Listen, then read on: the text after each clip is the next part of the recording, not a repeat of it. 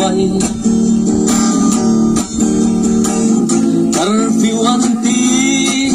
lai tuan le na rem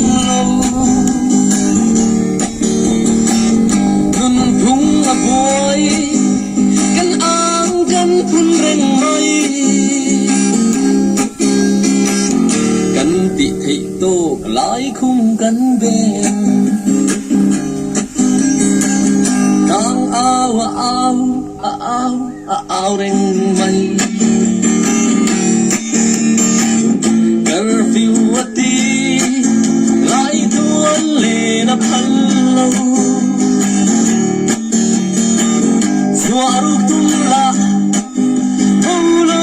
an pil seu hey ha hui ha kan ne ta nge nu nawan phun patling an bang bi klo bitar putar nulatang val senin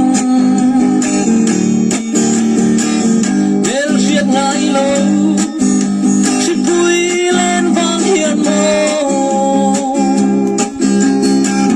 suak lei lo hian kan zal le chi